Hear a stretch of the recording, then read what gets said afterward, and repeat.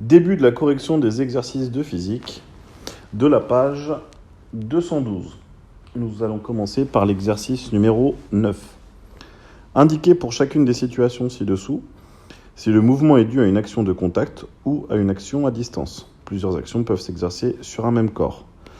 Nous allons donc commencer avec le petit a, l'engrenage. Pour l'engrenage, les engrenages sont en interaction les uns avec les autres et il s'agit d'actions de contact. Je vais abréger la rédaction, mais normalement on devrait faire une petite phrase. Pour le B, la chaîne de vélo. La chaîne de vélo est en contact avec l'engrenage, avec les plateaux en fait du dérailleur. Donc il s'agit aussi là d'une action de contact. Pour le C, la voile du bateau, elle est en interaction avec l'air et il s'agit d'une action de contact. L'air est invisible, mais il est bien en contact avec la voile et c'est ce qui fait gonfler la voile. Donc c'est une action de contact. Je vais le mettre avec l'air entre parenthèses. Pour le D, on en a deux qui sont vraiment importantes pour le parachutiste. Il y a l'action de contact avec l'air qui va faire gonfler le parachute. Mais le parachutiste est en train de descendre, quoi qu'il en soit, parce qu'il est en interaction avec la terre, et celle-ci est une interaction à distance. Donc, de contact avec l'air, et à distance avec la terre. Voici donc pour l'exercice numéro 9. Et on va passer maintenant à l'exercice 10. Donc on a ici un exercice sur les diagrammes objet-interaction. Donc on a un sac à dos, une pile de livres, la station ISS, une boule de marteau. Première question, pour chacune des situations ci-dessus, repérer si les actions qui s'exercent sur le corps étudié sont des actions de contact ou à distance. Et ensuite de représenter le diagramme objet-interaction pour chaque situation. Donc ce qu'on va faire nous, c'est qu'on va faire le diagramme objet-interaction directement et on précisera donc avec les flèches s'il s'agit d'interaction à distance ou d'interaction de contact. Je vais utiliser par exemple une flèche pleine pour les interactions qui sont en contact et on va utiliser une flèche en pointillé pour les interactions à distance. Et c'est comme ça qu'on va du coup se repérer là-dedans. Alors, le sac à dos, il est en action avec la terre et avec le dos de l'enfant qui est en train de le porter. Donc, on va écrire tout ça. Donc, on va mettre enfant, sac à dos et terre. Ensuite, on va mettre les flèches. Donc, l'enfant et le sac à dos sont en action de contact. Je mets une flèche pleine. Par contre, avec la terre, on est dans une action à distance. Je mets une flèche en pointillé. Ensuite, on passe au deuxième exemple. La pile de livres et la main. Je vais mettre les livres au-dessus. La main, elle est en dessous. Mais il n'y a pas que la main qui est en dessous. Il y a aussi la terre. Et donc, on va représenter les actions, en fait, les interactions, puisque les deux sont en action mutuelle. Donc, le livre avec la main, c'est une action de contact. Donc, on est en flèche pleine. Avec la terre, on est en pointillé.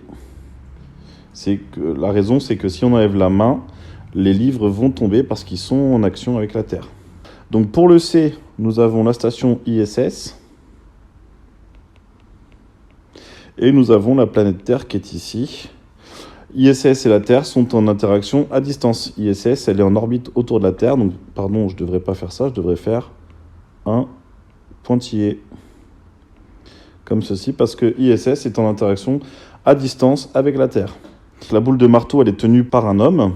Donc on va l'écrire, ça. Il y a un homme qui tient la boule de marteau.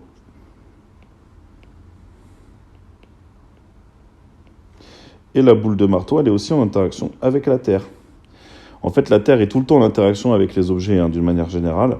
C'est juste que des fois, on va négliger en fait cette action parce que, dans certains cas, elle est tellement insignifiante par rapport aux autres actions qu'on n'en tient pas forcément compte. Mais là, la boule de marteau, elle est assez lourde, donc elle est vraiment attirée par le sol de la Terre et il faut avoir de la force pour pouvoir la soulever et la lancer le plus loin possible. Donc voilà, il y a une interaction de contact avec l'homme, une interaction à distance avec la Terre. On va passer maintenant à l'exercice numéro 11. Interaction entre deux corps. De quoi dépend la mise en mouvement de l'aimant de gauche et de l'aimant de droite? Eh bien, la mise en mouvement de chacun de ces deux aimants dépend de la présence de l'autre aimant.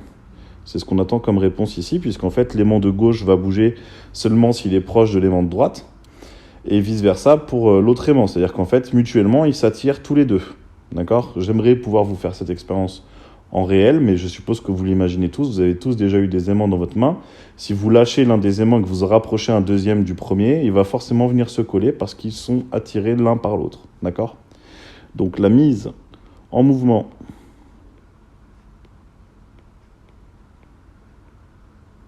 des aimants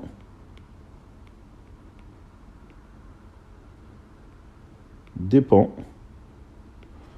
de la proximité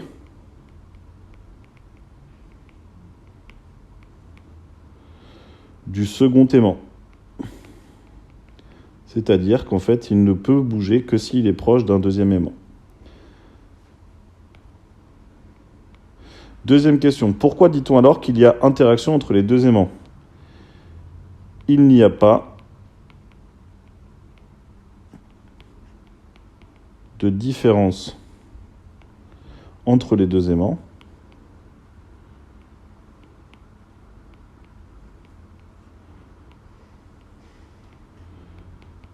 Ils s'attirent autant l'un que l'autre. Du coup, on parle d'interaction. C'est la définition d'interaction, c'est quand il y a une action entre deux objets qui est mutuelle, c'est-à-dire que les deux s'attirent l'un avec l'autre. Question numéro 3. Représenter cette interaction à l'aide d'un diagramme objet-interaction après avoir identifié si l'action exercée est une action de contact ou à distance. Pour être attirés, ils n'ont pas besoin de se toucher, donc c'est une interaction à distance. Donc on va représenter les choses comme ceci. On va écrire aimant 1, aimant 2, et donc on va avoir une interaction à distance que je représente avec une flèche en pointillé. Et voilà pour cet exercice. On passe maintenant à l'exercice 13. Représenter les forces dont les caractéristiques sont F1 vertical vers le bas au centre d'un disque, c'est son point d'application, d'une valeur de 20 newtons, sachant qu'on vous donne une échelle 1 cm égale 5 newtons. Alors, pour F1, 1 cm égale 5 newtons. Donc pour 20, alors c'est pas ici qu'il faut que je l'écrive, je vais l'écrire en dessous de 5 newtons. Donc pour 20 newtons, on se demande combien ça va faire de centimètres. Et bien pour ça, on fait un produit en croix, c'est tout simple. On fait 1 fois 20 divisé par 5, c'est-à-dire 20 divisé par 5, et 20 divisé par 5, ça fait combien? C'est égal à 4. Donc ça fait 4 cm. Ensuite, nous savons que c'est au centre d'un disque. Donc on va d'abord dessiner un disque. Au centre de ce disque, nous avons le point d'application. Voilà. Et ça va vers le bas. C'est vertical. Donc il va falloir faire un trait ici qui fait 4 cm. Voilà. Il faut qu'il fasse absolument 4 cm. Je l'ai écrit à côté. Moi, j'ai pas de règle. Mais vous faites ça bien propre. Ce trait, c'est 4 cm. Et là, on a la force F1. C'est un vecteur. On met une flèche par-dessus. On n'a pas encore vu ça dans le cours, mais on va le voir dans la suite. Donc, juste après avoir corrigé cet exercice, vous pourrez recopier la partie de cours. Mais au moins, vous aurez déjà vu quelques exemples. Pour la force F2. Elle est horizontale vers la droite et elle part du bord d'un cube de son bord haut à gauche. D'accord? Donc on va faire un cube. Je vais faire ça proprement.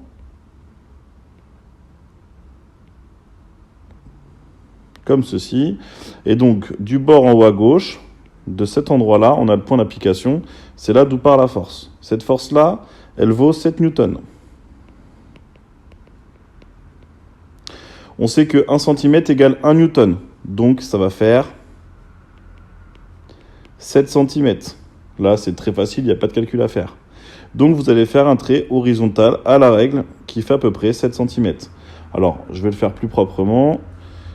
Je compte sur vous pour faire ça vraiment bien à la règle. Alors, je devais faire un truc droit, j'ai fait un truc encore plus dégueulasse. Voilà.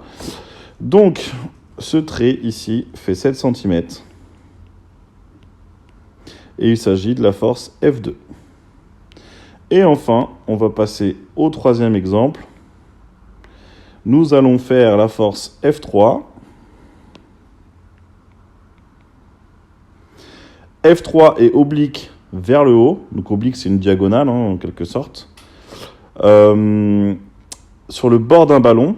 Et elle vaut 50 newtons. 50 newtons pour F3, sachant que 1 cm correspond à 10 newtons. Bah, on fait 50 divisé par 10, ça va faire 5 cm. Donc cette force, F3, mesure 5 cm. Elle part d'un ballon, donc je vais dessiner un ballon. Ce ballon a un bord, c'est le bord d'un ballon, n'importe lequel, on va prendre celui-ci. Et c'est oblique vers le haut, donc on va la faire comme ça, en quelque sorte. Et il faut qu'elle fasse 5 cm. Cette force-là, c'est la force F3. Voilà pour la schématisation des forces. Alors ici, j'ai un peu mal fait mon vecteur. Hop, voilà, c'est une flèche. Voilà, voici les 3 forces qu'il fallait représenter. Et je compte sur vous pour faire ça bien proprement sur vos copies. On va en voir davantage, on va en apprendre davantage sur les forces dans la suite du cours. Merci.